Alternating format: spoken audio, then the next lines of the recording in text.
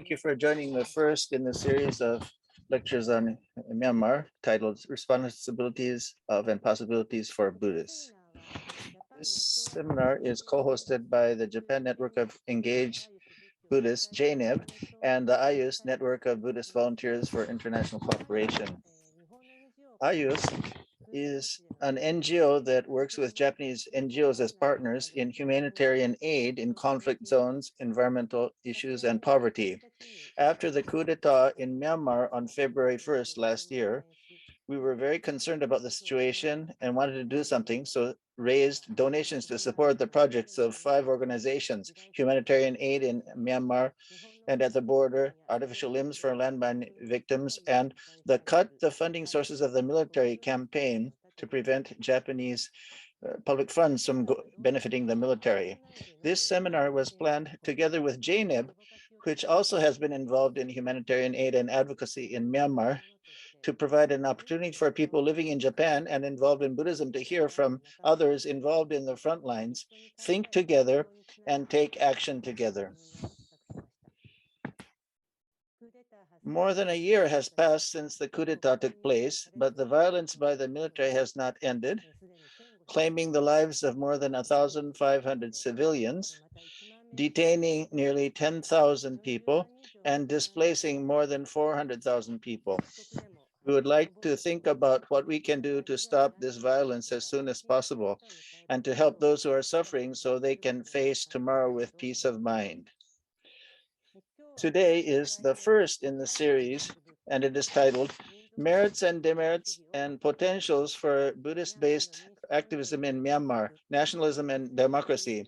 Buddhist monks have always played an important role in Myanmar's democracy movement, including the Saffron Revolution in 2007, when monks in scarlet robes filled the main streets of Yangon. On the other hand, nationalist Buddhist leaders have instigated the persecution and genocide of Rohingya Muslims. We would like to deepen our understanding of Buddhism, which has influenced society in the context of a history of semi-colonialization and eugenic ideology that arose from within this multi-ethnic nation. I would like to introduce today's speaker, Reverend Alan Kozan Senauke. He was born in New York, and in the 1960s, he was involved in the student movement at Columbia. He moved to California in the 1970s and began studying Soto Zen under Reverend Sojun Weitzman, who is a direct Dharma successor to Reverend Suzuki Shunryu, who was prominent in popularizing Zen in post-war US. Kozan became a longtime resident priest at Berkeley Zen Center and now serves as the temple abbot. After training and ceremonies at the Soto monasteries in Japan, Reverend Kozan received appointment as a Kokusai Fukihoshi, propagating Zen. In 1991, he became the executive director of the Buddhist Peace Fellowship, and through BPF became an active member in INEB since its earliest days in the early 90s.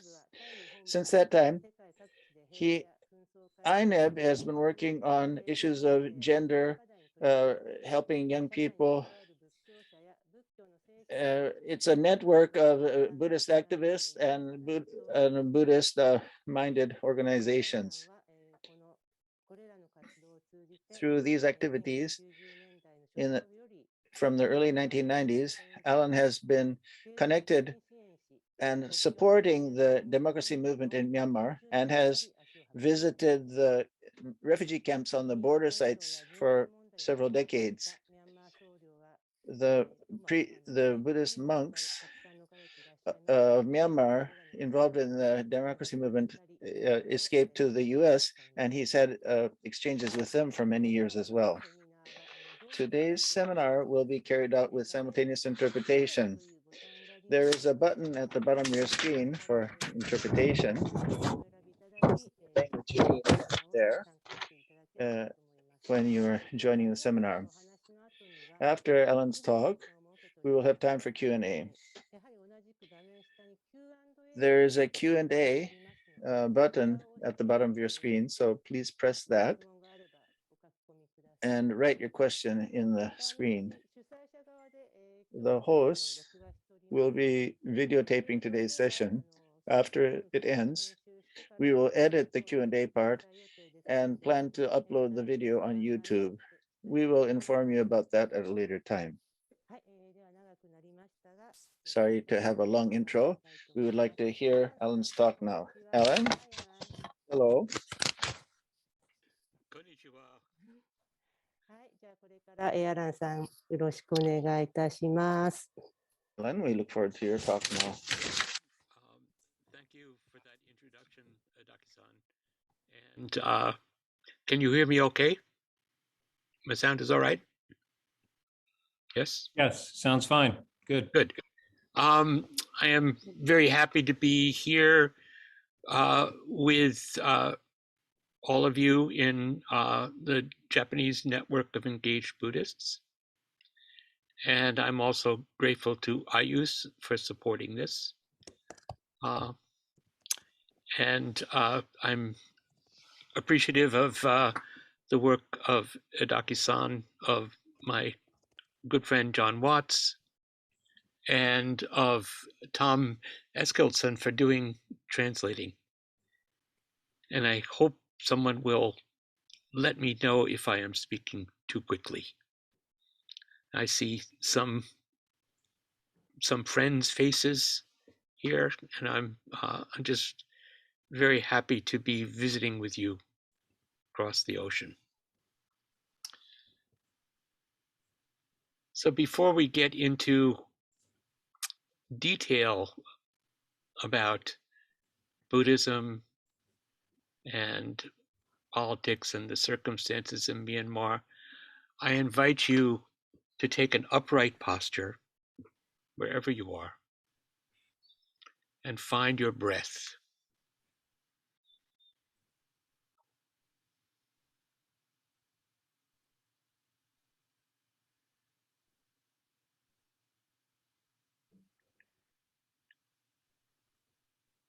Just feel your feet on the ground.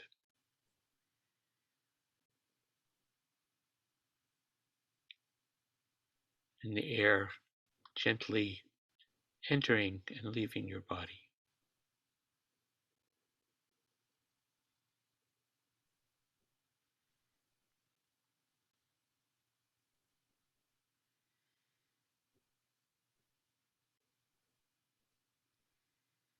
Because we are going to be speaking about long-standing suffering, it helps us to have our place in our bodies and a settled mind. I would like to offer a prayer of metta for the people of Myanmar.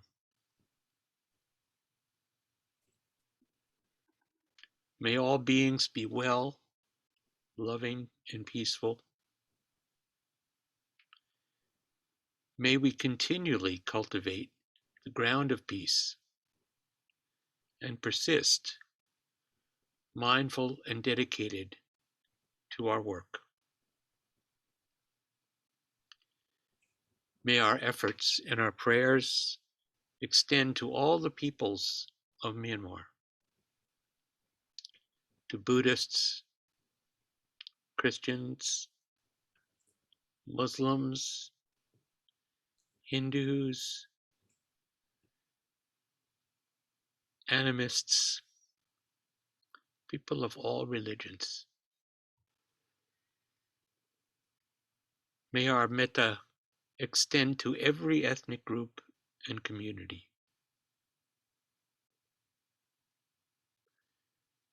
May it include monks and nuns, ordinary citizens enduring the oppressive weight of the junta. May it extend to members of the military.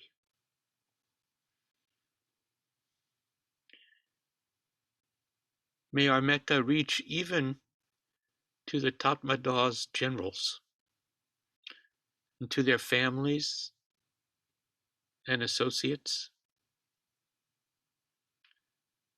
who fearfully clutch at the reins of power. May we know that our peace and the world's peace are not separate. Our peace in the world is a result of our work for justice. May all beings be well, happy, and peaceful.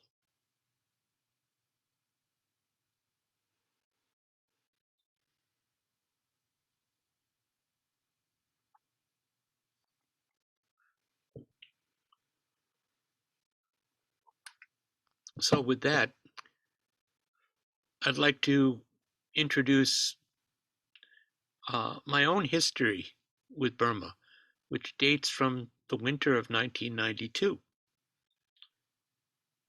And it was at that point that I joined an INEB witness delegation to a place called Manarplau, which was on the Burmese side of the Moy River, just across the river from Thailand. And this was the rebel headquarters for the embattled democracy movement, for all of the ethnic armies. And on that delegation, we were hosted by the All Burma Young Monks Union. And we slept on the floor of their jungle monastery. This was a new experience to me. I had never been in the jungle before, nor had I ever been someplace where I could hear rifle and mortar fire not so far away on the next ridge across from where we were. So on that trip, we were accompanied by a senior Burmese monk and democracy advocate by the name of Urawata Dhamma. And he had been in exile for several decades. It was very emotional. Everywhere we went, people were so moved to see him, as he was so deeply respected, and he was carrying the Dhamma into a place where it was really needed. And on that first journey to the border area, I just want to say that we were accompanied by several people from INEB Japan, people who were good friends that I came to know at INEB over the years. So in the years that followed that, I made a number of trips to the border, to the Thai-Burma border and the border between Bangladesh and Burma. And I felt it was my responsibility to bear witness. I was seeing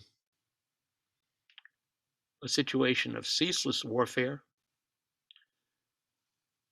of population displacement, people driven from their homes, their villages burned, the monks driven out of their monasteries, and yet everyone carried a very fierce dedication to the cause of democracy and freedom.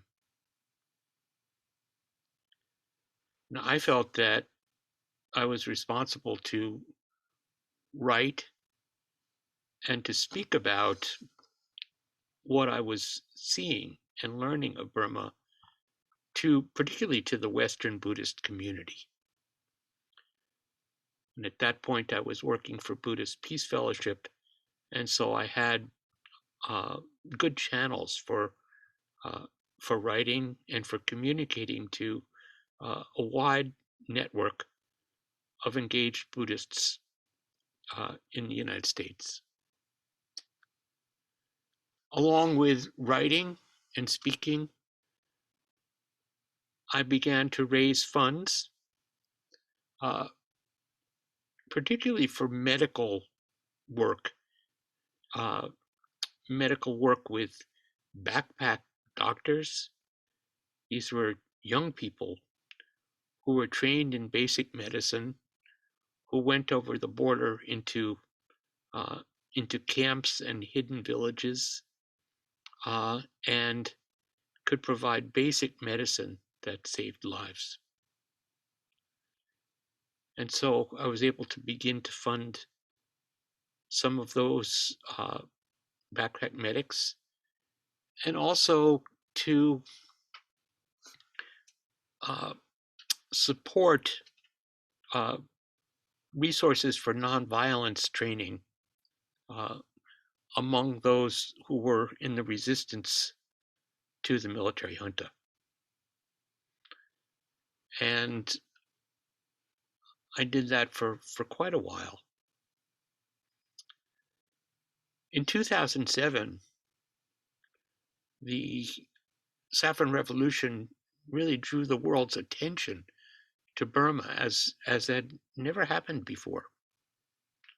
Part of it was that for the first time, there was technology available that allowed people to see what was going on inside Burma. I just realized, let me just find something on my screen. Oh, it's on the other screen. Never mind, I can't do it. But what we were seeing was a movement that was led by monks and nuns in partnership with civilian activists. And so, if you remember those images, the streets of Burma's cities were like rivers of red-robed monks and pink-robed nuns. And they were cheered on by the citizens who were clamoring for freedom. The monastics were disciplined and determined, but unlike other revolutionary movements that we see around the world, their chants were not strictly militant. Rather, they offered chants of metta. And they chanted the Metta Sutta, even in the face of rifles, bayonets, and tear gas. This was deeply inspiring to many of us, to those of us who had really understood ourselves as engaged Buddhists, because here were Buddhist monks doing the most visible and the most hazardous kind of engaged Buddhist work. So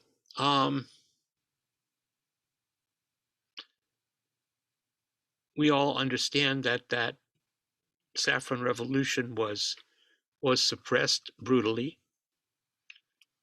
and many people died, unknown numbers of both monks and civilians. The monasteries were closed. Monks were displaced to the distant monasteries and some to prison. So about a month after the uprising was suppressed, with quiet support from INEB, I helped organize a small witness delegation to Yangon and to the Thai city of Mesat, just on the other side of the border from Burma. When we got to Yangon, the city was cleared of monks. The only ones that you saw were very old men and very young novices, children. And the population in general lived in great fear. And that fear was not falsely grounded. We were followed. People in our delegation. There were only 4 of us, but we were being tracked by the police. So we were very careful, and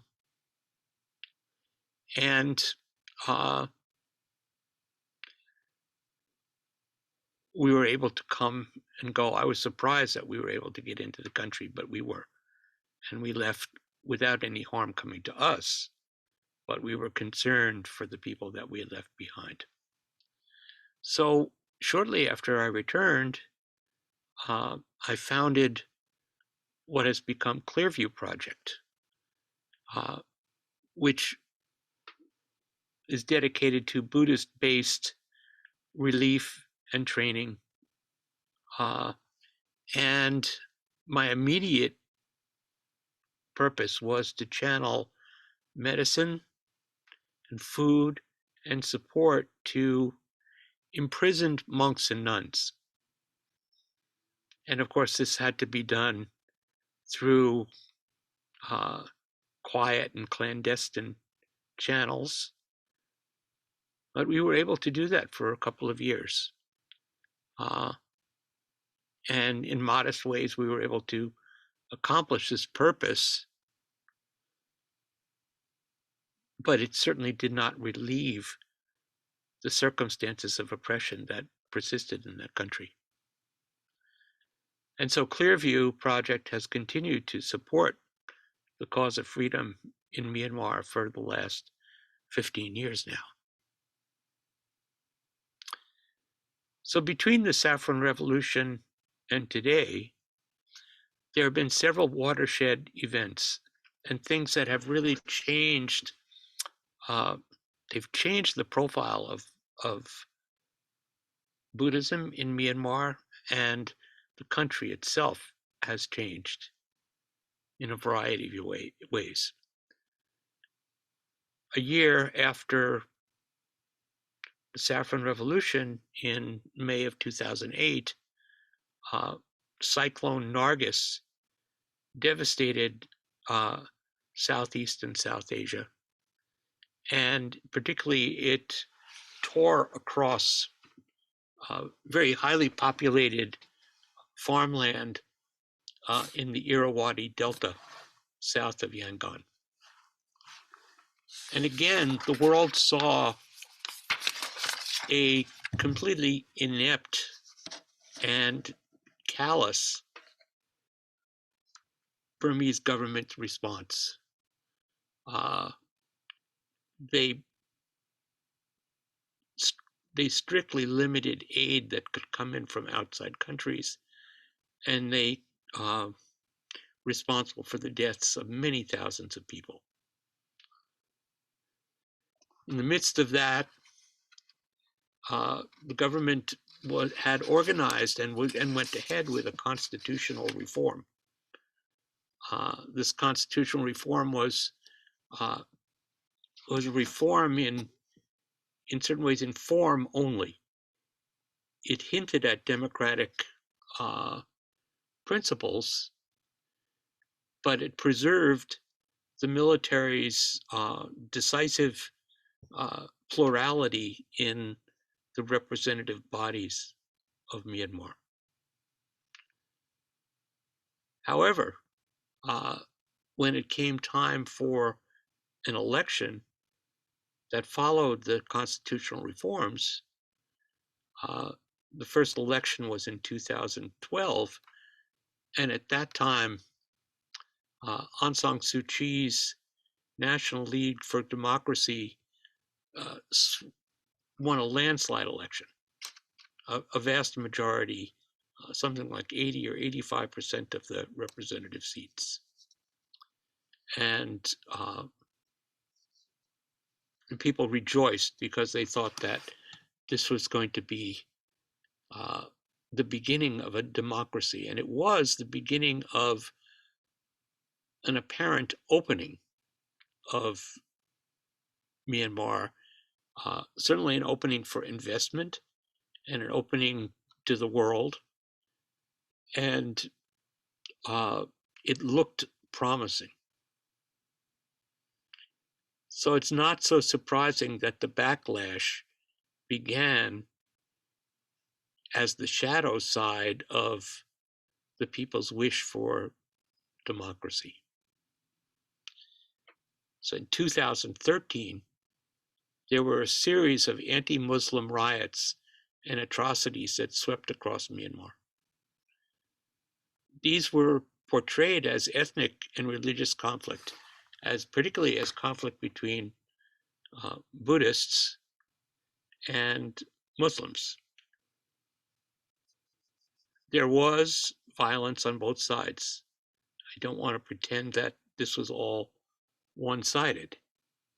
At the same time, there was an emerging pattern of hate speech and incitement to violence by monks who were affiliated with Myanmar's 969 movement and the organization that you may have heard of, Mabata, which translates as the Association for the Protection of Race and Religion.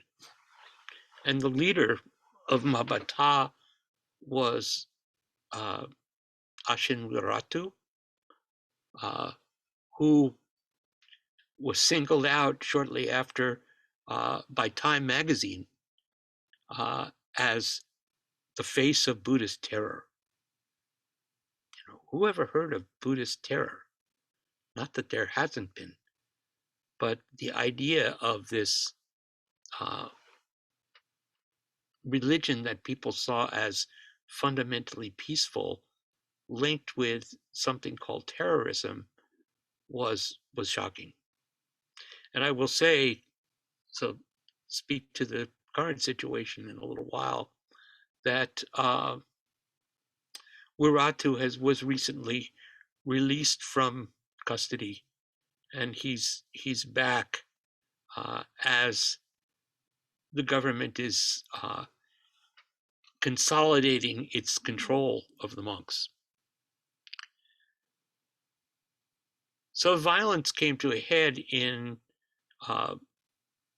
Western Myanmar's Rakhine state in 2016. There were some attacks by the Arakan Rohingya Salvation Army, who was an armed rebel group that was based in the Rohingya community. But the scale of the reprisals against not against just the organization, but against the entire Rohingya community was unprecedented. These are among the poorest people in the world. And what the state's response was is what began with ethnic cleansing and one could now call a genocide of the Rohingya people. The villages were burned. They were cleared of population by an alliance of Myanmar military and police and Buddhist-based civilian militias. Women and children were raped, and killed, and by the late summer of 2017, roughly 1 million Rohingya people were driven across the border to Bangladesh nearby into huge camps. So we cut ahead to February of 2021. The US was facing its own crisis with the storming of the US Capitol.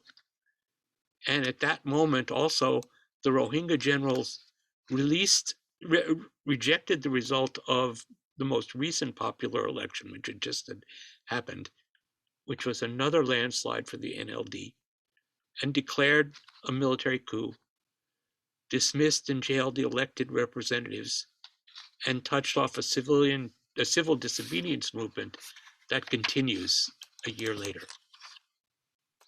And today, armed conflict rages in many of the ethnic areas, Karen, Kachin, Shan, Chin states, while students and professionals remain on strike or in hiding in protest against the military junta. So it's taken me a while to get to the question at hand, which is, where does Buddhism fit in this? So let me start with a couple of propositions. First, that the poison of nationalism and racism is the proximate cause of much of the world's conflict.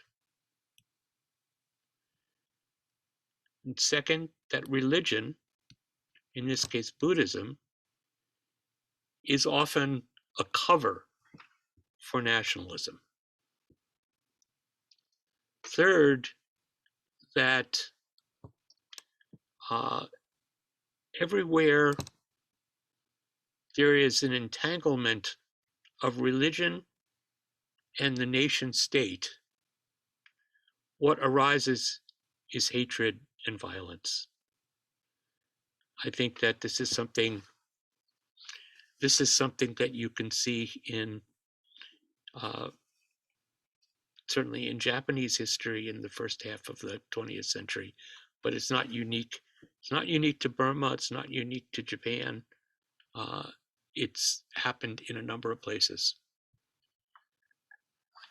And fourth, interestingly, that the modern history of Burma and Myanmar is an expression of all the other points, and it's a legacy of British colonialism, which has now been gone for 75 years.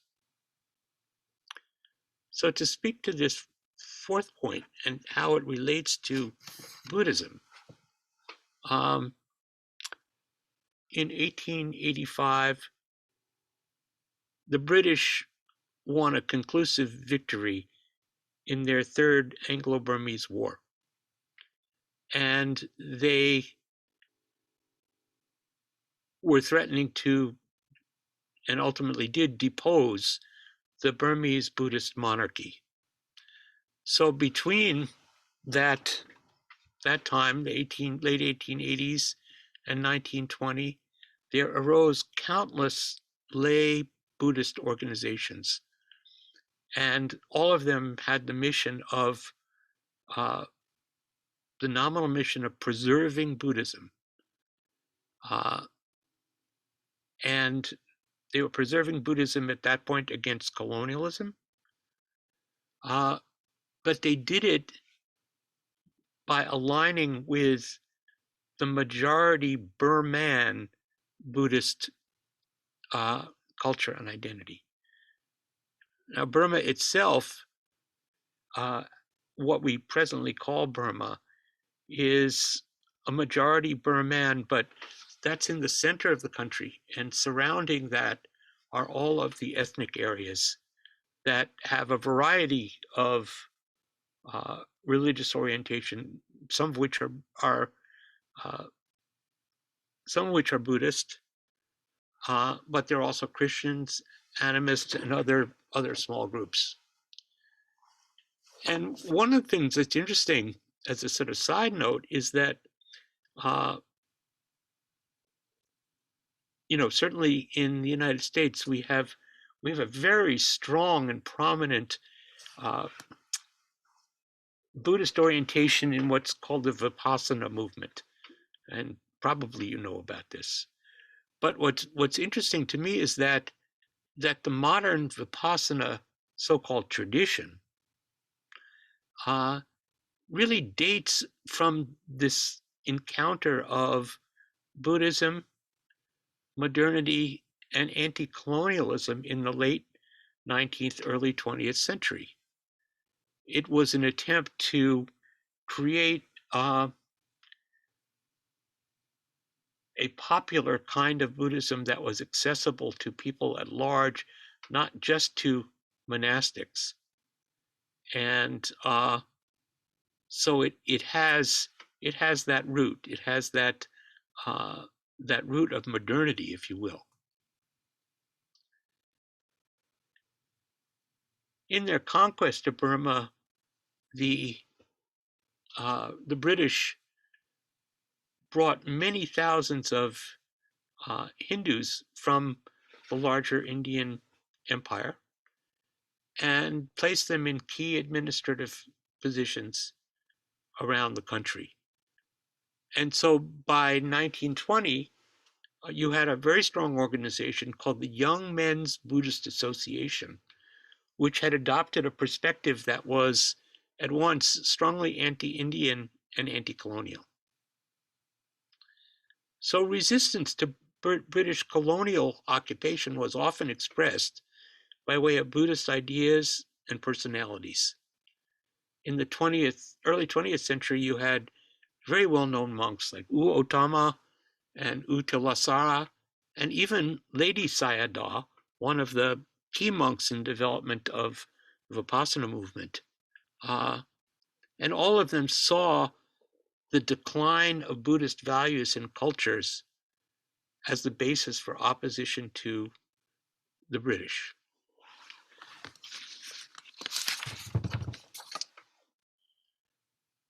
So Buddhism for monastics and lay people was tied up with the idea of a Burmese nation. But this nation itself was rooted in a dominant Burman culture that did not include the full participation of the country that was taking shape that we now call Burma. Something that the British had cobbled together, had conquered and cobbled together out of a diversity of ethnic states.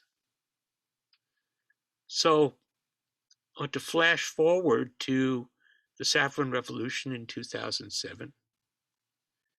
At that point, many of us in the West and in Japan really saw the 2007 uprising with monks so visibly leading the way as a really inspiring expression of engaged Buddhism. And in many ways, this is true. The courage of the monks facing troops, enduring torture in prison, is really undeniable. I think a number of us here have met a number of those monks, and certainly I felt that way. So as engaged Buddhists,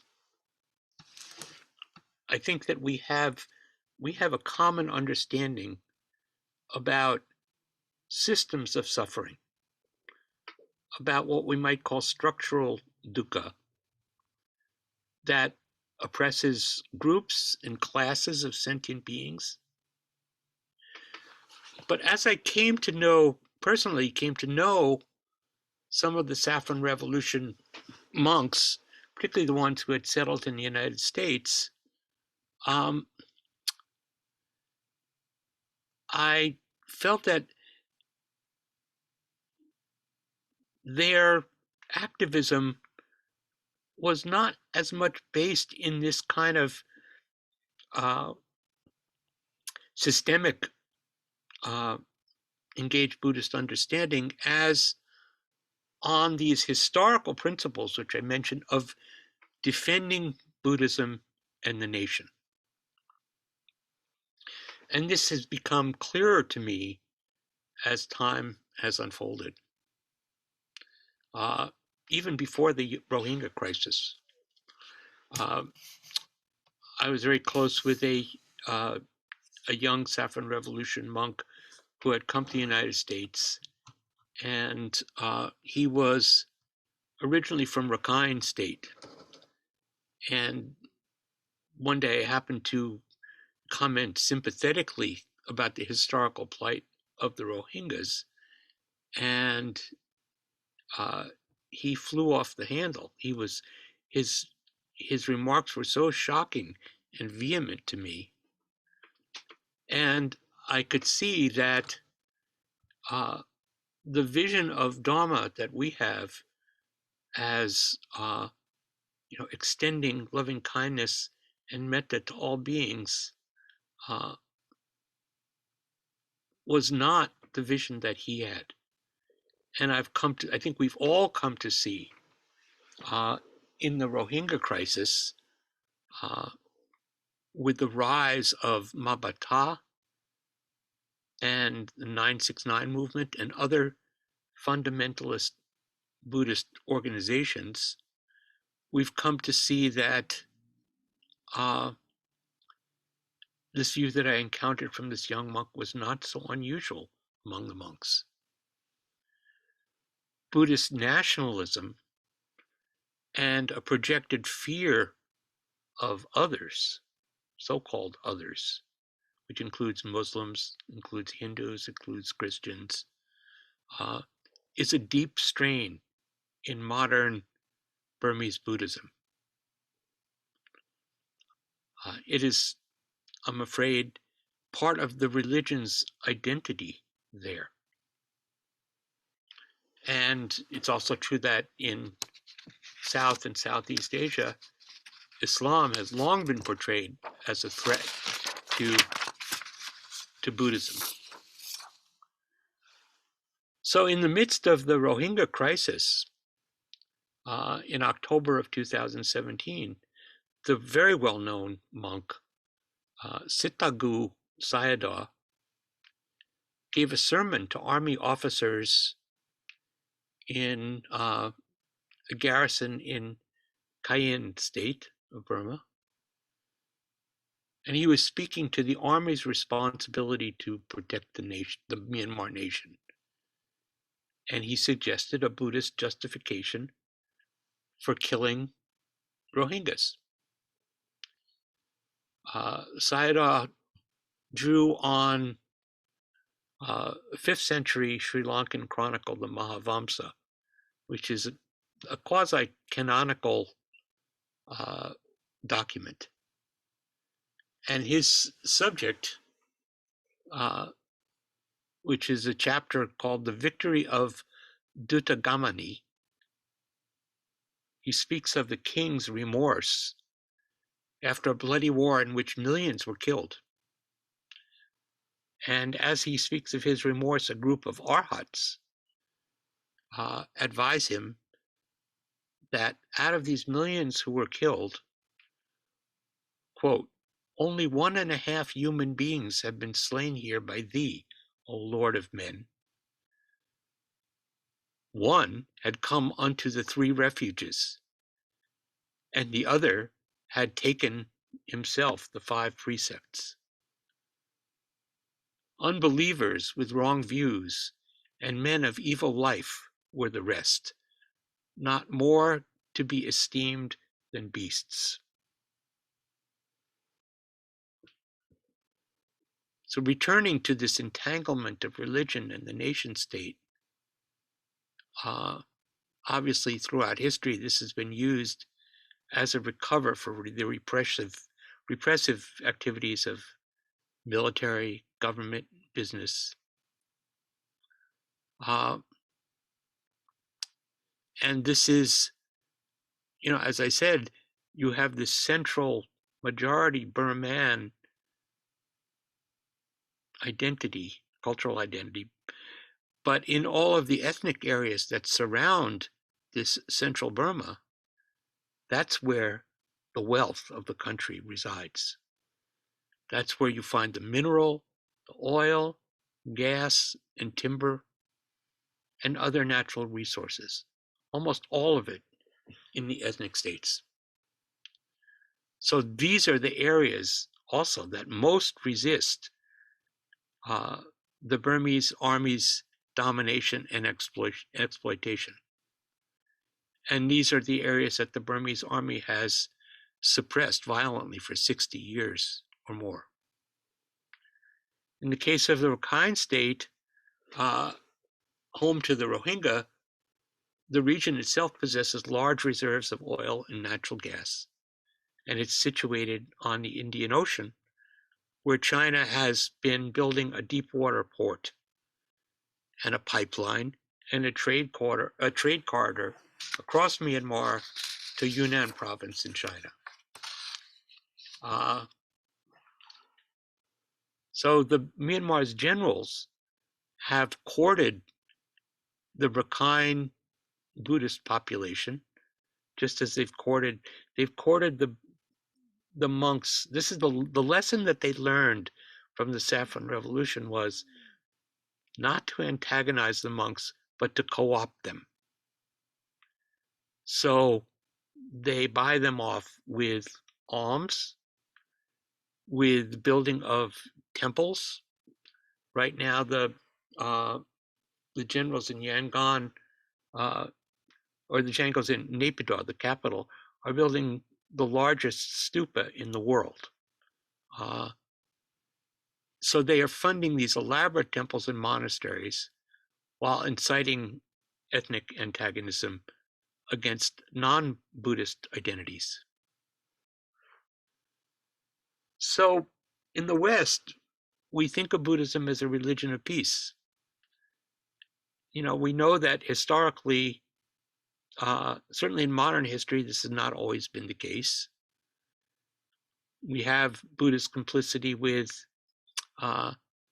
Japan's military expansionism in the first half of the 20th century.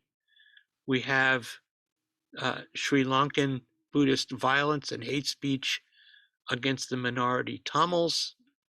We have Buddhist aggression in southern Thailand. And of course, we have Myanmar. Nonetheless, nothing in the Buddhist teachings, in the Theravada or Mahayana tradition, read as a justification for war, or torture, murder, genocide. The ethnic precepts are clear. Do not kill. The metta or loving kindness that we offered at the beginning of this presentations extends to all, not just to Buddhists. And wisdom and compassion argue that war, ethnic hatred, even fear for the life of the religion and the nation are not grounds for violent reactivity. And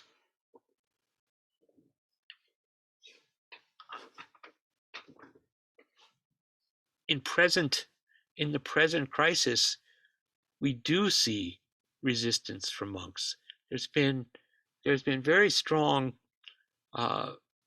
protest movement among monks in Mandalay.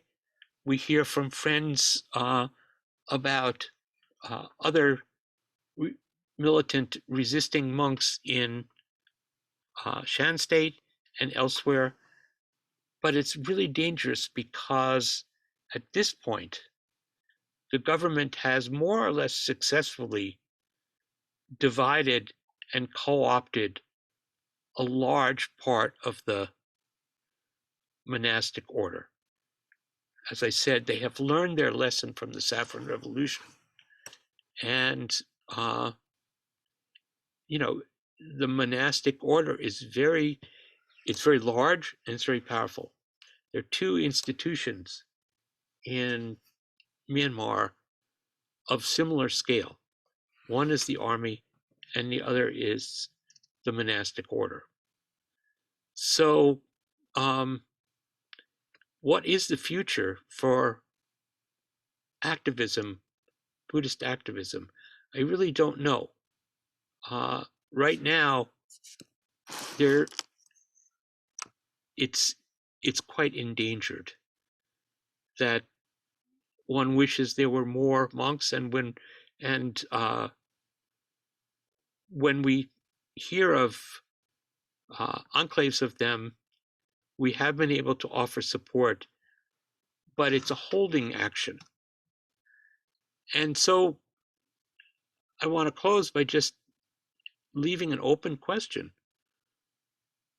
What is it that we would encourage our Burmese Buddhist brothers and sisters to do? How can they persist against the junta? And what is it that we can do to support them? So I'm going to stop there and leave some time for questions and comments. Thank you for your attention.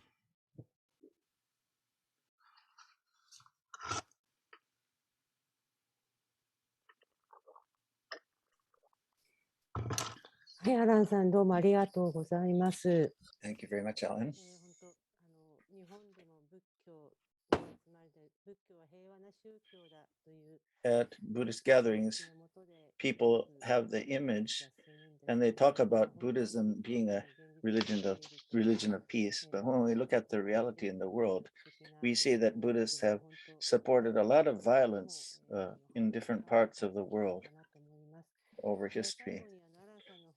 Finally, Alan raised the question.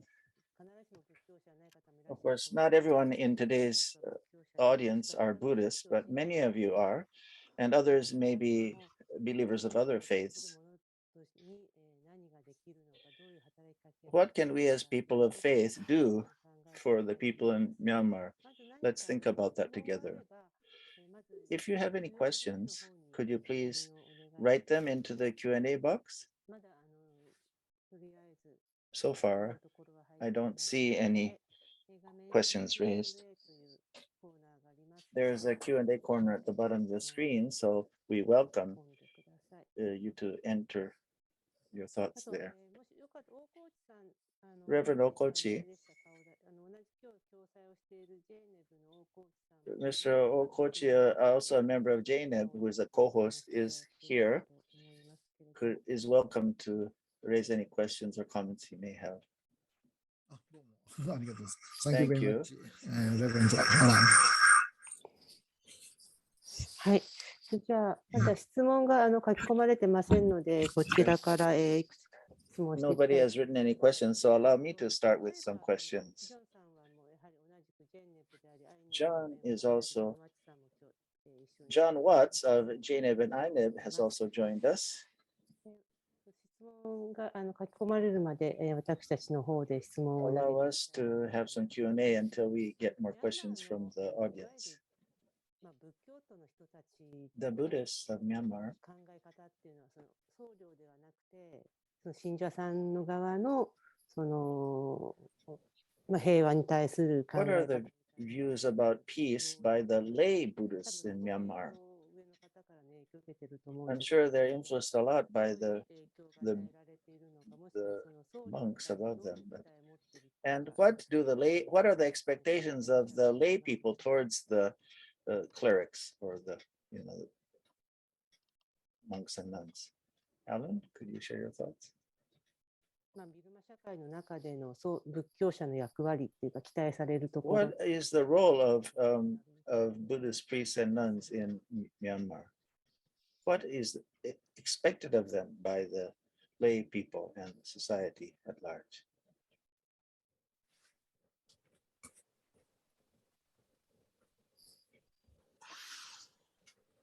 This is a question to you, Alan, if you can.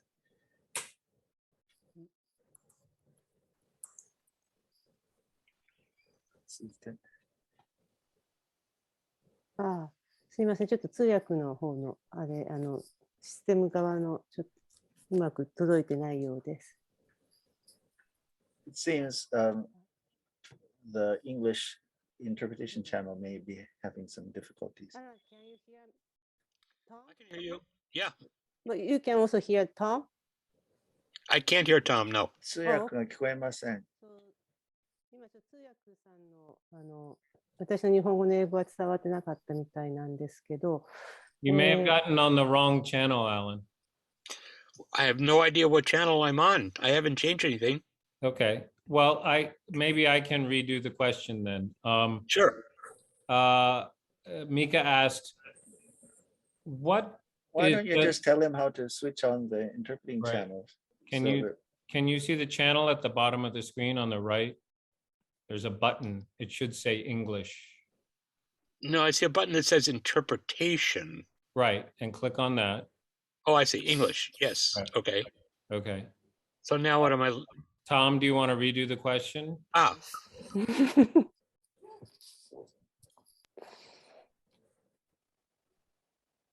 still not hearing Tom. ビル Okay, マ社会の I'll do the question quickly, and give us time to fix up the channels. The question is what is the stance of lay Buddhists in Myanmar towards these issues? And secondly, what do they expect of the monastics? What do they see the role of the monastics towards them? What would be their expectation, at least in terms of these issues? Well, I think that possibly there's a generation gap.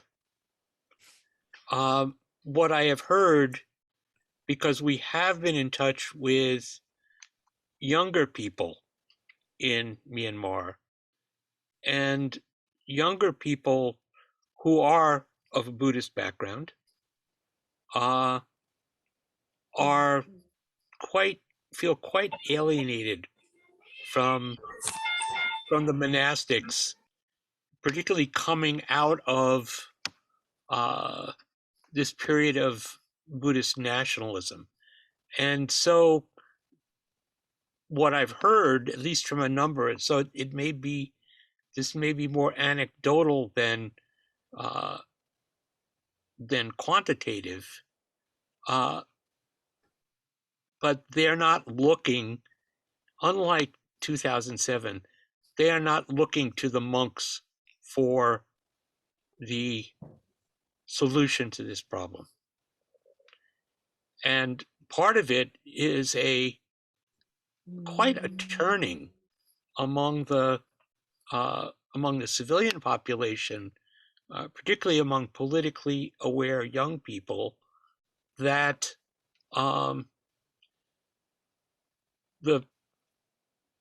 the flames of ethnic hatred, which were clearly fanned by the monastics, were a terrible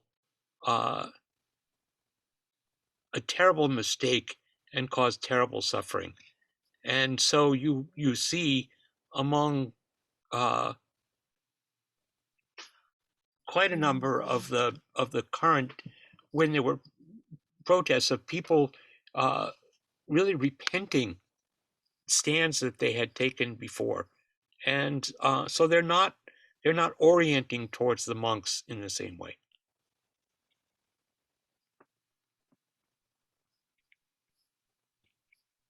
なるほど。はい、ありがとうございます。 Thank you.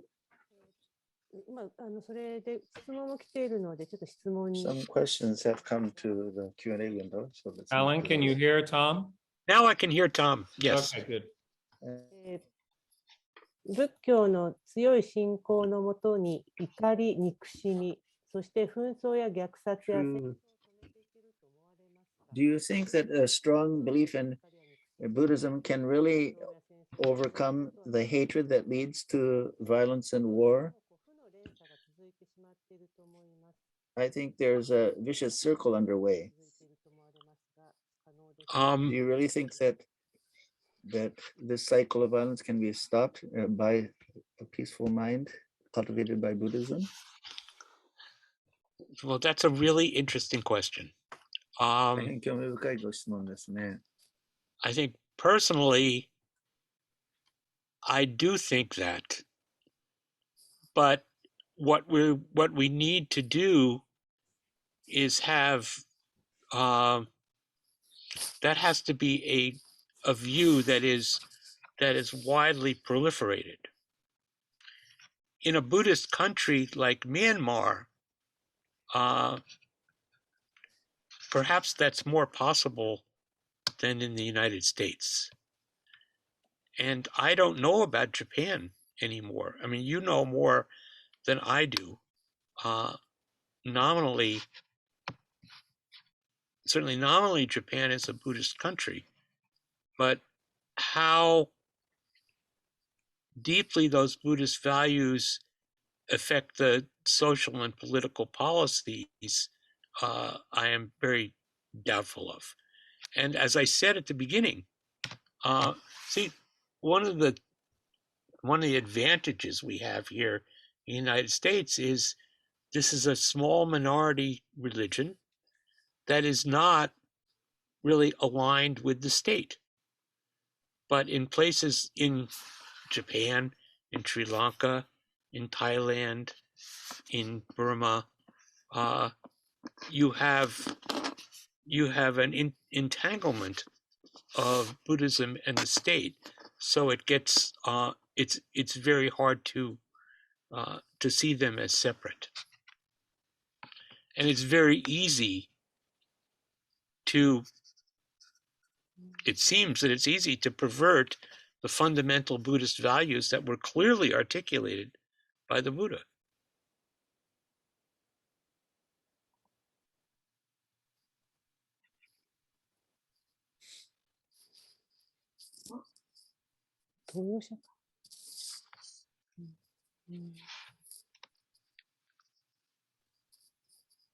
Ah,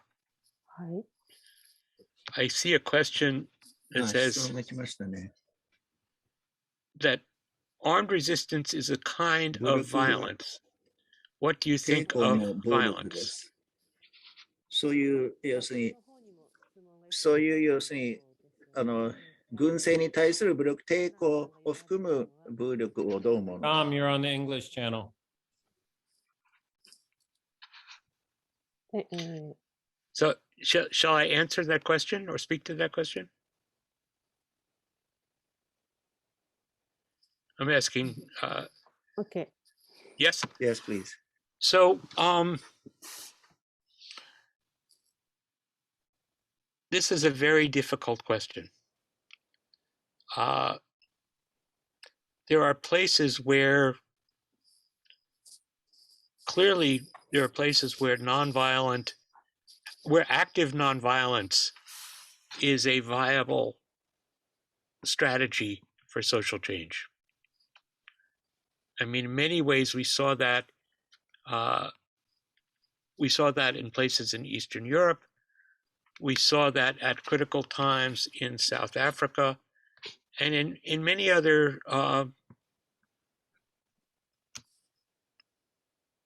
repressive and revolutionary situations in the world. Whether it is effective against institution like the Burmese military, I don't think that this. I'm speaking for myself. I'm actually not speaking for Buddhism, if you will. The NUG, the National Unity Government, has created an armed resistance. I fully understand why they have done that. My own particular feeling is that the mechanism of social change probably depends upon a two-pronged strategy. A strategy of perhaps armed resistance, because people need to protect their homes and their families and their lives, along with policy of economic resistance, civil disobedience, and negotiation. That those two things together are perhaps what's going to lead to social change. I don't know. What we've seen, the conundrum of Burma is that it has one of the largest and best funded armies in Southeast Asia. And that army has basically no external enemies. All of the resources of that army for the last 60 years have been devoted towards the suppression of its own people.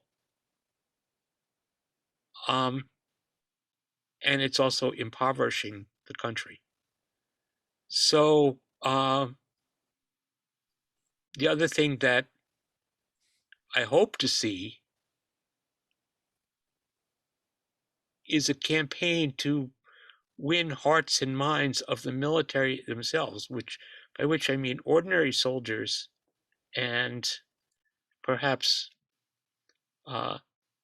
lower and middle level officers, to encourage them to desert, and there have been several thousand desertions in the course of the last year, and it's a very dangerous thing to do. But at any rate, it's not for me or for us on the outside to argue against an armed resistance. What I would say is that the things that I am funding are not in support of an armed resistance. But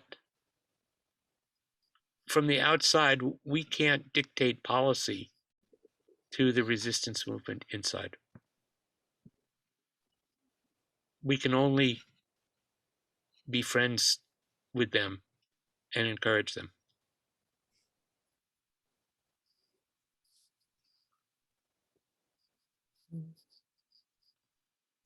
ありがとうございます。本当 NUG の武装運 Thank 動 you. The armed military movement of NUG is a dilemma for us. We are always thinking what to do about that. I could really relate to what you said, Alan. Well, yeah. It seems people are writing their questions in the chat. We would Fine. prefer that you use the Q&A rather than the chat for that. But the ones that are already in the Q&A will be handled. There's something from Myanmar.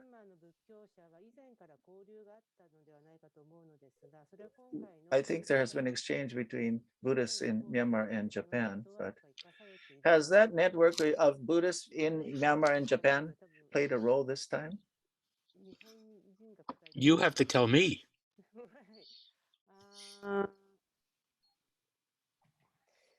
ちょっと私も草の根の方で活動している立場なので、あまり仏教者と仏教者 I'm a grassroots activist, so I'm not so familiar with this Buddhist to Buddhist connection. How about you, Okochi-san? At a personal level,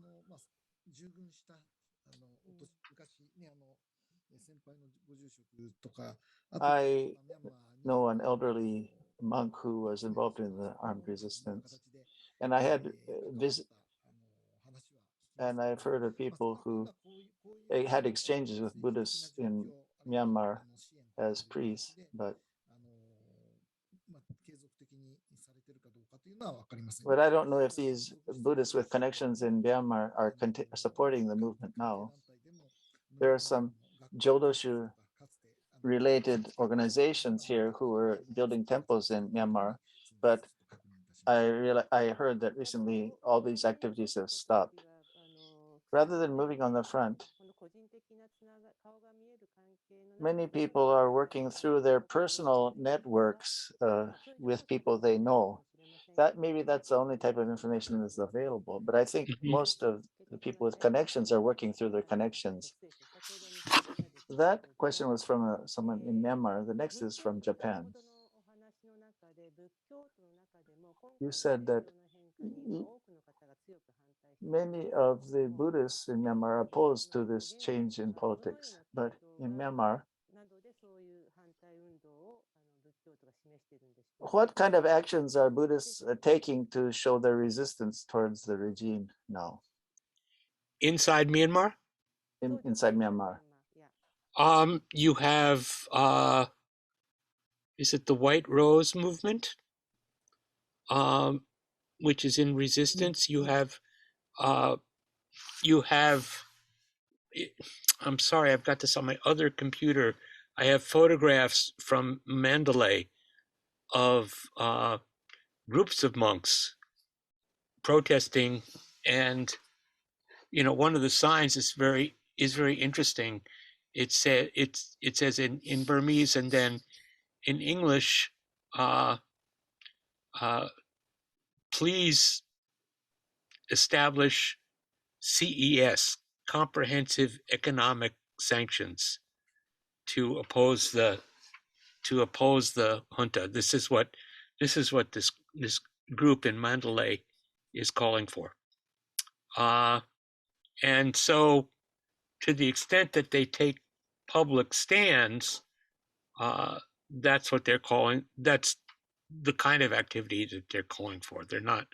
And you also have, every now and then you get a story about a monk who's disrobed and picked up a rifle, but that's always, that's a good story for the newspaper, but I don't think it's not a movement. And I think it's also the monks that I know or know of who are protesting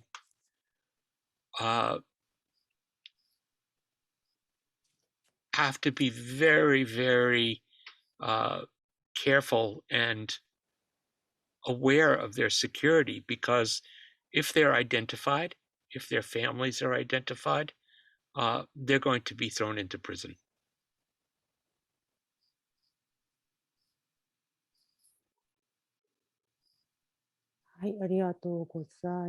Thank you. There's another question. Thank you for your very contentful presentation. To change the subject a bit, where would it be best to deliver money if we want to help the young people of Myanmar?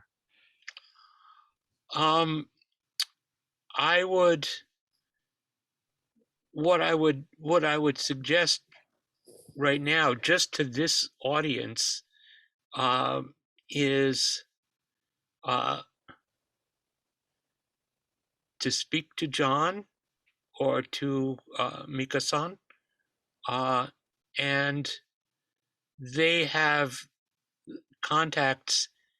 I don't want to identify an organization, but we have organizations of trusted partners that we can get funds to, who have ways of transferring funds either in person or through kind of roundabout informal fund transferring methods that are very efficient. And I've,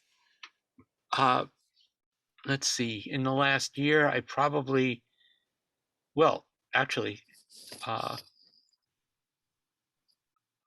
have transferred close to $75,000 to organizations inside Myanmar. And in most cases, these are partners that we know or that people know personally, and they're very careful about how they spend and how they document the funds. So my experience is when I make a donation to somebody that I have a relationship with, usually I get back a report of how and where that money was spent. So I don't want to name names, but I think you could speak to to John or Mika-san or me. And we do all of this on the basis of trust. That's what a network like this is about. It's about trust, building trust, and then testing it. And so I think that's a good way to go.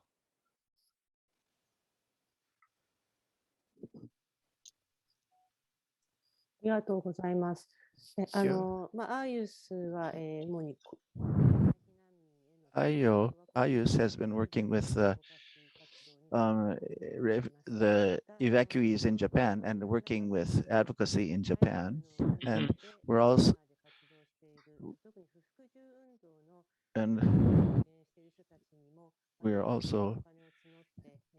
we've been collecting money to support the families of the resistors. So Yeah. you can support that effort. Right. If you can contact IUS, we can funnel the money through those channels. Great. There are a couple more questions that have been raised. Yeah. I learned a lot from your talk. Thank you. After the coup d'etat, I could understand the difficulty of the minorities in Myanmar for the first time. I've heard many lectures like this before, but is the issue of the ethnic minorities ever discussed among the Buddhists in Myanmar? That's an interesting question. You know, one of the things that I experienced a few years ago, before, I guess it was before 2016, you know, in Mandalay, they actually have an interfaith meeting. And I attended that. It was quite wonderful. There were Muslims, Christians, Buddhists, all sitting around a table and all devoted to doing social work. That's something that had, I think it had arisen during some floods that had happened in Mandalay. And they found common cause. And so when riots took place after 2012, because of those relationships, the Buddhist monasteries gave sanctuary to Muslims in the city. So that's one example. I know that some of our friends in NGOs within Myanmar have been really making an effort to build interfaith solidarity. And I think that's really necessary. And it's just to say, the anxiety is very deep. My first experience, I talked about going to the border in 1992. And we had extensive discussions with people from various ethnic groups and from ethnic consortiums. And I was very surprised because at that time, I think Aung San Suu Kyi had just been awarded the Nobel Peace Prize. And she was an icon in the West. And we thought very well of her. And it was very interesting and troubling when we were there on that first visit, and I've heard this subsequently, that people in the ethnic organizations did not trust her. And at the time, I felt perhaps arrogantly dismissive of their mistrust. But as we've seen in the years since she's become the state counselor, that at least in terms of her policies and her public pronouncements, you know, she went to The Hague and defended the Burmese government in the face of documented atrocities against Rohingya. She's not spoken out. She didn't speak out against ongoing massive military action in Kachin state. Now, you could say, well, her hands were tied, which I think is probably true. But also just to say she wasn't trusted, and, you know, time has proven them correct. I don't dismiss her out of hand. I think she's been in a very difficult position, and no matter how skillfully she tried to negotiate it, she's in big trouble now anyway from the people she tried to ally herself with. But there is a mistrust against Burman domination and Buddhist domination.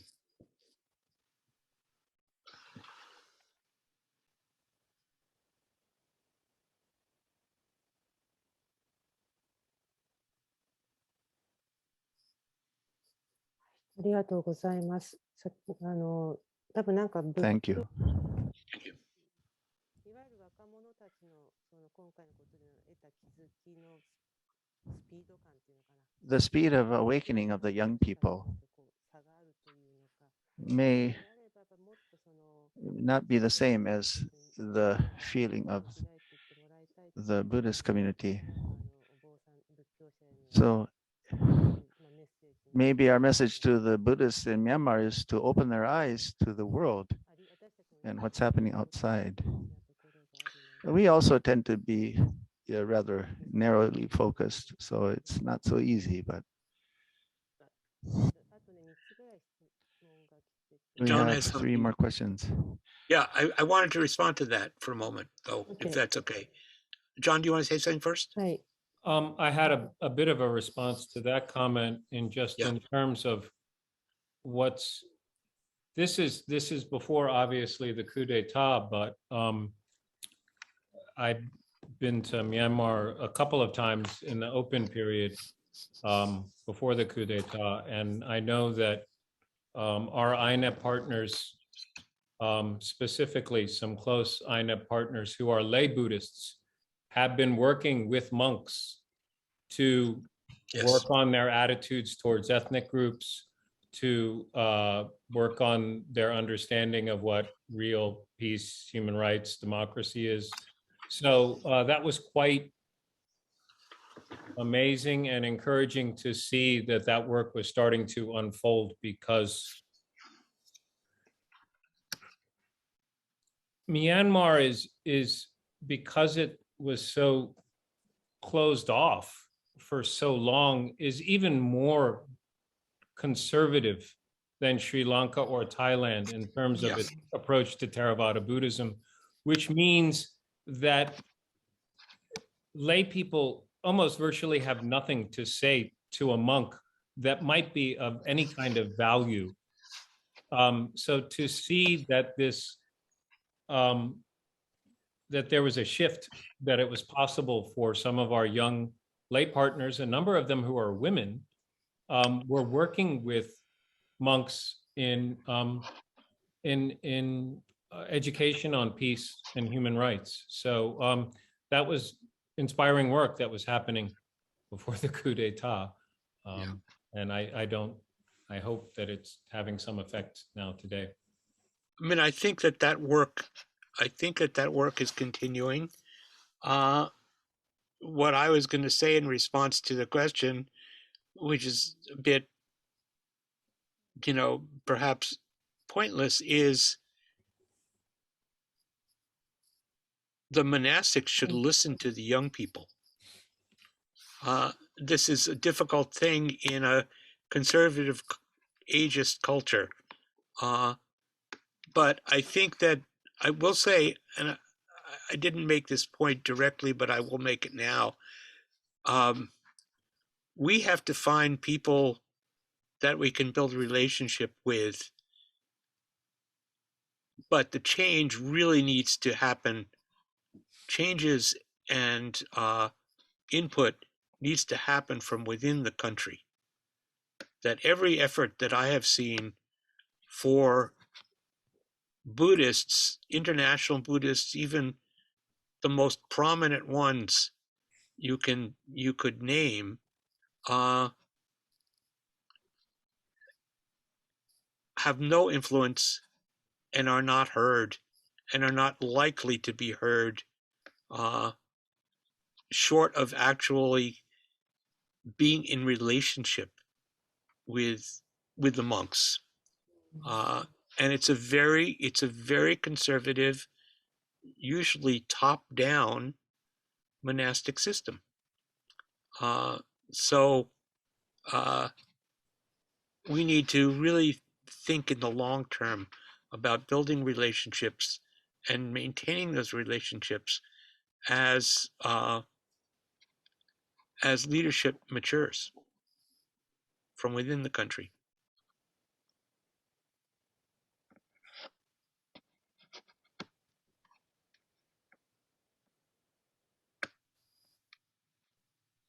Thank you. We're getting close to the ending time now. Mhm. There are 4 more questions that have been raised. Okay, so let's take those questions, and I'll try to be brief and then Right. perhaps end. はい、お願いします。じゃあ、ちょっと申し訳ありませんが、質問はこれで受付を終わりたいと思います。I'm sorry, but we won't accept any more questions from now. Right. Ellen, I have a question. There was talk about approaching to the military people. I think the army people in Myanmar are very faithful and they give donations, and like they don't want to pass in front of women who are wearing longis in the barricade. So how can we understand how they are faithful, and yet this faithfulness does not prevent them from engaging in violence? Why is there a disconnect between their faith and their acts of violence? Well, I think because they have an interpretation which is perhaps in line with what Sitagu Sayadaw, so that they see themselves as defending the nation is defending Buddhism, and defending Buddhism is defending the nation.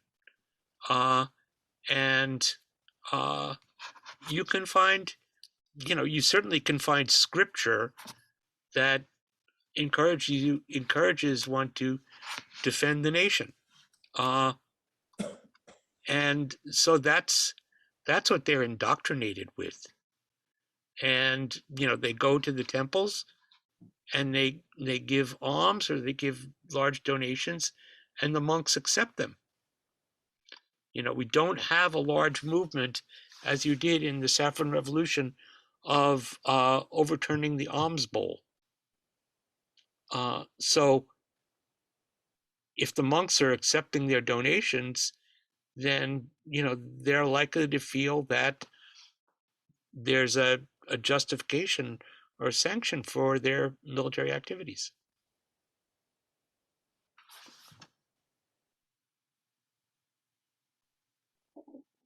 The Buddha didn't outlaw armies, but he was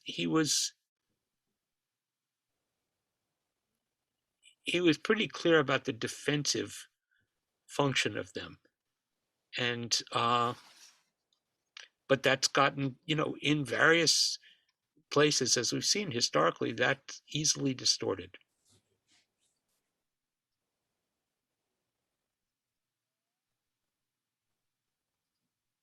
Buddhist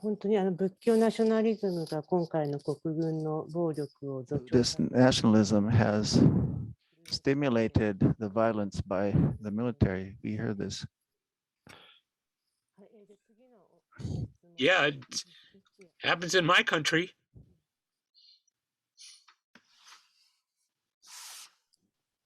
でも仏教ナショナリズムじゃなくて、 But アメリカ that's not Buddhist nationalism. It's in America, it would be a different type of mixture of But you know what? religion and nationalism. That's true. But nationalism is nationalism. And it uses なるほど。 religion, うん it uses religion as a cover. So うんうん in America, we use Christianity. You have the theory of just war. うん You know, you have this going back to the Middle Ages with the Crusades. You have it in the Middle East with Islam. You know, every religion that's tangled up with state power will use both of those things intertwined.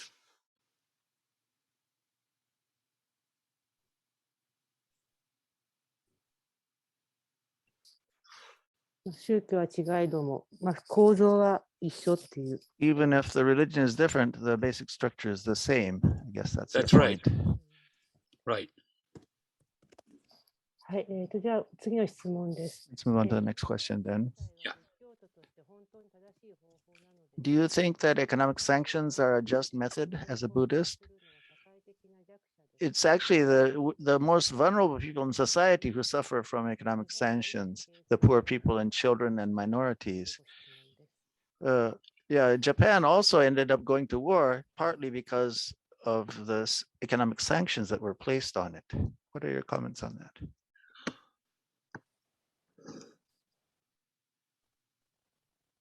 I think that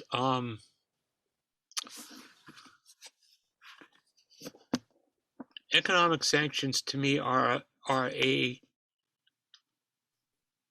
a tool of policy that they have to be used carefully, wisely, in I don't think that I think that's part of it may be part of a false narrative that economic sanctions first of all hurt the most vulnerable. I think it's possible that they do, but it's the impact of them is complex. One of the reasons that you had the Saffron Revolution was because the military government created great hardship for the most vulnerable people in the state in 2007 by raising fuel prices 100 to 500%. And so that caused a rebellion. And that rebellion brought about at least partial change, not complete, not decisive, but the hardships that fall on a country because of sanctions can be effective to some degree. And, all of these are really blunt tools. They can affect people very widely, but they really affect the generals when their economic options are limited, when corporations are withdrawing. So I don't have it's not a nice or an easy answer, but it may be one of the few tools that we have for influencing a really deeply resistant Burmese government, one who's not moved by any kind of moral or ethical pressure. So I'm not sure what else there is to do, but I was struck by the fact that, Here you have monks calling for comprehensive economic sanctions, and that the NUG is calling for sanctions.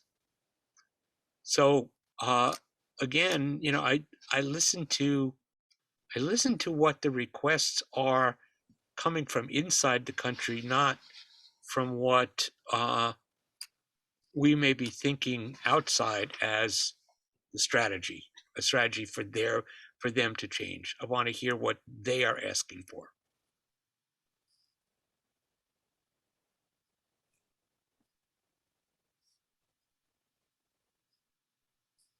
はい、ありがとうございます。あと2つほど質問がありますので、We have two more questions, もう少し so I hope you can bear with us a little bit It's longer. fine. Yeah. I am a member of World Vision Japan. What are the impacts of the situation in Myanmar on the children of Myanmar, and what are the Buddhists doing locally to resolve the problems faced by the children? Well, historically,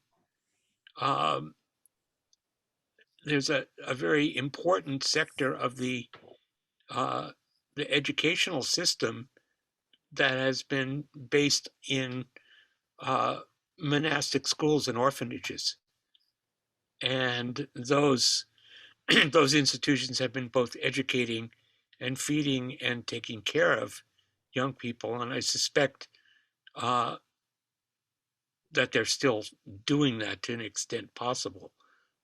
It's also true that a lot of schools, particularly higher schools, high schools and college programs have been shut down. So I don't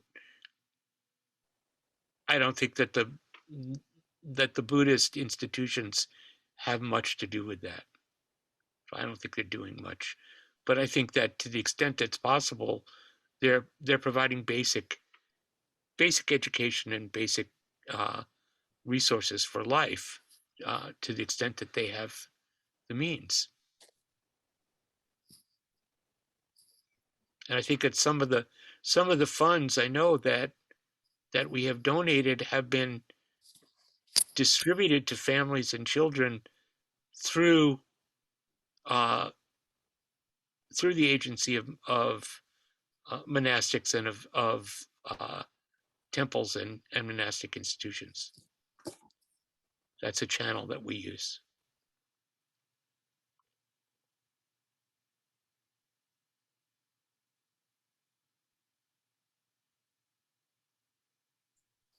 はい、ありがとうございます。じゃあ最後の質問となります。これ英語で来てますけど、どう Thank します you. This is the last question. It's written in English. Should I try to translate it into Japanese? In my perspective, Buddhism in Myanmar is not just a religion, but also a cultural identity and the dignity of the people, as Myanmar history and culture is deeply rooted in Buddhism for several centuries.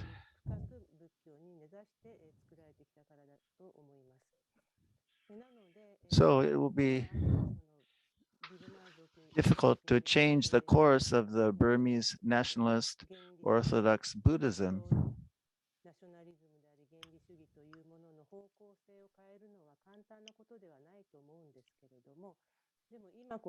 But we believe that this is the time to make it happen. And my question is as follows. Do you have any suggestions on how to transform the current course of Burmese Buddhism into a more liberal, peaceful, and practice-based Buddhism? That's the first point. Yeah. So my feeling is what you need is, first of all, the recognition of Burma as a federated state. That to change, so we're looking at an identity that is not located in one religious tradition and is not dominated by not dominated by a Burman ethnic group. This is something that Aung San was working towards. I know that Aung San Suu Kyi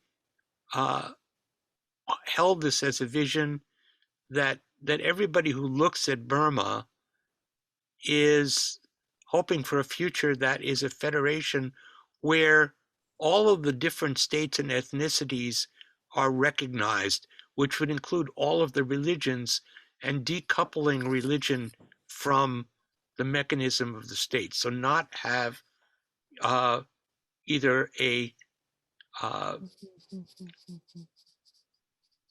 legal or a de facto religious state.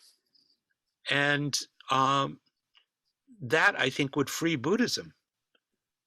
That would make it not to have that state responsibility would allow it more freely to be taught and practiced, and to be accepted in areas where there are other faith traditions as one of those faith traditions, as we've seen in the model in Mandalay, which is a pretty diverse place, where these religious figures, leaders in their communities, respect each other on the basis of their integrity. So decoupling it with the state and really allowing a constitutional reform that is fully democratic, where the power, the reins of power are not held by the military, but they're in representative bodies. It's a federal vision that I think we need to look forward to. Was there a second part to that question? はい、クーデターの前には、Before the coup, people in Myanmar were not much interested about Buddhist practices in other countries. But after the coup, most of the young people and revolutionary leaders questioned the current monks association.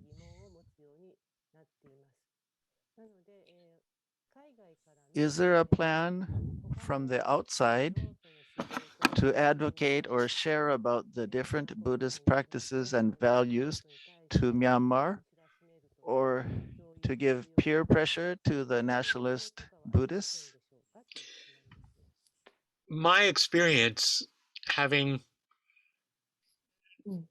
tried to work on this over the years, is that peer pressure is not going to work.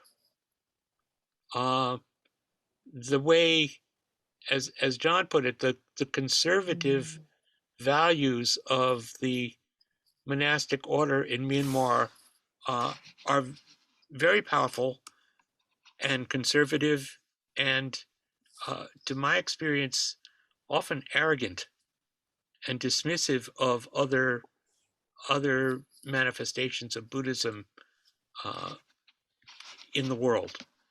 So I think that what we have to look for is the invitation for interaction. You know, there's a sense of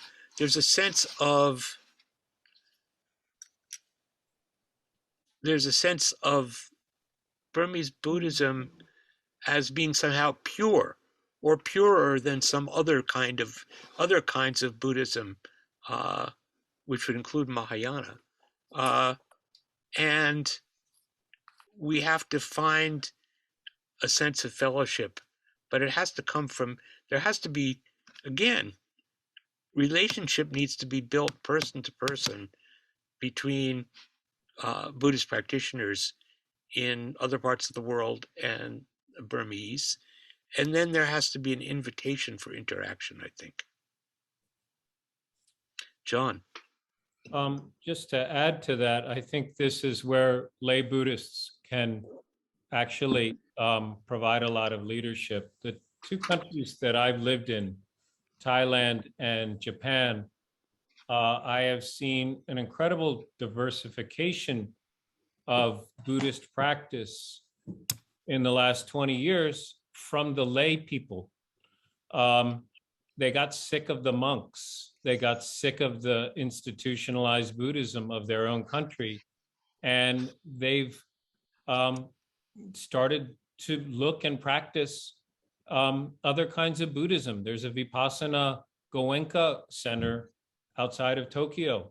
Thich Nhat Hanh has become very popular in Japan. Thailand too.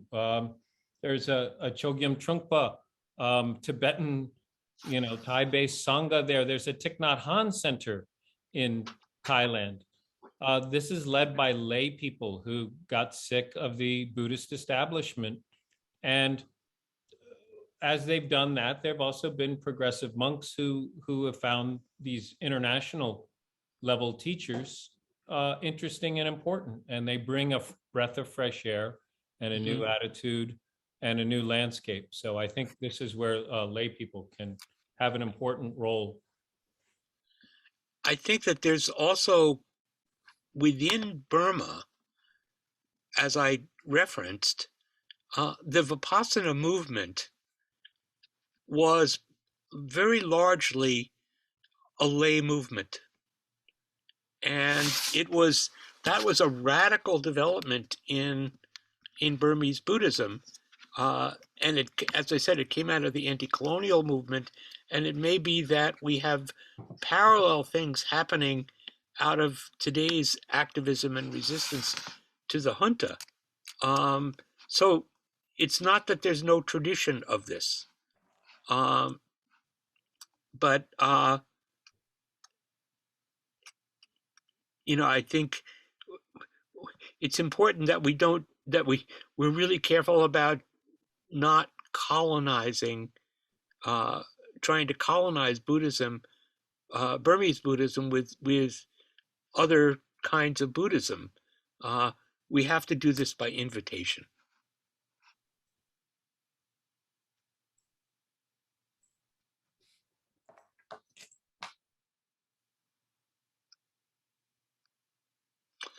So are those the questions for the moment? I've really enjoyed. Yeah. Yes, thank you. I'm sorry we really went enjoyed- past a lot of time. It's okay. I've very much enjoyed being with you here こち tonight. らこそありがとうございます。 And please let me know if I can be of any further help. はい、ぜひお願いします。 Yes, we would look forward to that. Yeah. なんていうか、So How I'll should say, I put it? Oyasumunasai. おやすみなさい。はい。 It's ちょっ late. と It's 皆 late 様、まだ here. 残っててください。はい And I have to あり get が up とう for ござい Zazen ます tomorrow ア morning. ランさんどうも。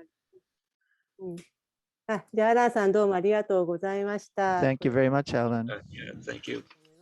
So we'll say goodbye to Alan now. Okay. Yes, good night. I'll see you. はい。はい、皆さんちょっとあと2分ほどお付き合いください。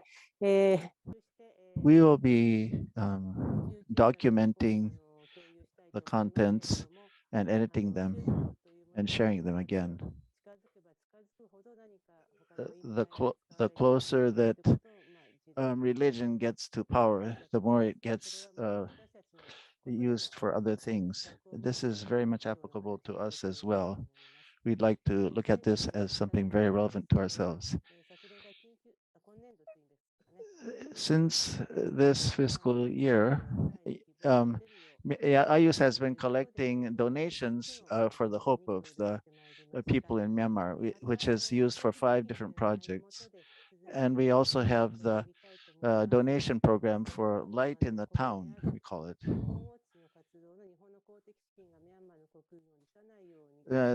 Mekong Watch has been doing a campaign to lobby the Japanese government, so its public funds are not used to support the junta. We hope you can support that. There was talk about economic sanctions. We are not talking about economic sanctions. We are we are investigating where Japanese public funds are going to the military in Myanmar. On the other hand, we think Japan should give more to help the common people and provide economic assistance to the people in Myanmar. Next Sunday, there will be another program. Reverend Okochi, can you explain about it? Since last year, the network of people of faith in Japan have been coming together and trying to do something for the issues of democracy in Myanmar. We'll be having a meeting of prayer and solidarity for peace in Myanmar, carried out by the network of people of faith for democracy in Myanmar. Churches, temples, and other religious facilities around Japan will be holding this event at the same time. The opening will be done at the Peace Park in Hiroshima. We will pray together for peace in Myanmar. Myanmarese people in Japan will also be giving us many messages for this program and reporting to us. On this Sunday from 3 p.m., the second meeting of this type will be held. Burmese people living in Japan and a Burmese monk who made a Burmese temple in Japan, and people from the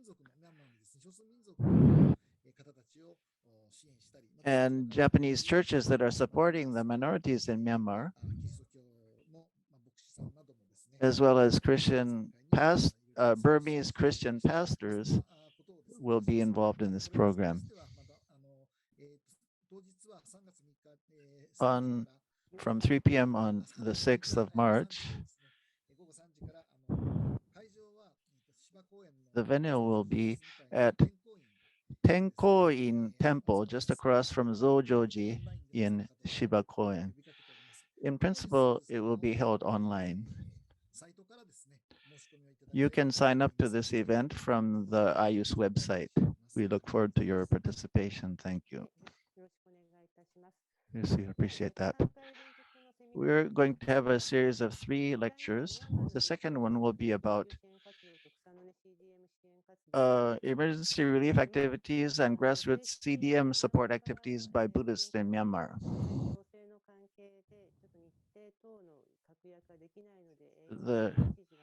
We haven't decided the date for this because we're not sure when the speaker can come, but we're looking forward to inform the participants today once we have firmed up the date for this lecture. Also, we'd appreciate your donations to continue with these activities. Thank you, everyone. I'm sorry that we went way beyond the original schedule. We hope you will continue to direct your attention to the situation in Myanmar. We will be sending a questionnaire to everyone by email, and we hope you can answer it. We apologize that we went past the original schedule. We look forward to your continued cooperation. Thank you. I look forward to seeing you again next time. And thank you, Tom, for your interpreting.